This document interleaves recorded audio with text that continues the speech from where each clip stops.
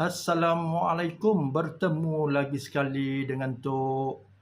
Pada kali ini Tok ingin share satu ilmu yang cukup-cukup dahsyat. Yang mana ilmu ini ilmu perang orang zaman dahulu kala. Yang mana ilmu ini jarang di-share, jarang diperkatakan oleh orang, tapi bagi pengamal ilmu-ilmu yang lama, ilmu ini sangat-sangat mantap, iaitu ilmu penunduk musuh. Musuh akan terbungkam sendiri apabila terkena ilmu ini, yang mana ilmu ini apabila kita hembus pada musuh, musuh akan jadi kecut perut. Musuh tidak berani mengapa-apakan kita.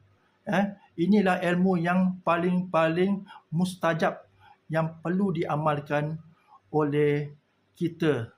Ilmu ini iaitu ilmu pembungkam. Musuh akan kecut perut, musuh akan tunduk, musuh tidak berani apa-apakan kita. Ilmu ini akan Tok ijazahkan pada mereka yang betul-betul ingin menerima ilmu ini. Ilmu ini bacaan dia Bismillahirrahmanirrahim. Kulan yusibana illa ma kataba lahu lana qasihun Allahi syaitan.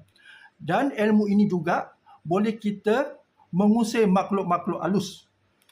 Yang mana makhluk halus yang dihantar oleh bomo-bomo sihir, iaitu hantu, jin, syaitan, iblis.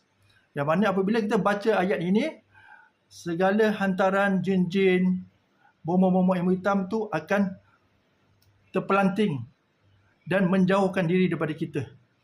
Inilah ilmunya yang ingin Tok kongsikan pada kali ini. InsyaAllah. Assalamualaikum.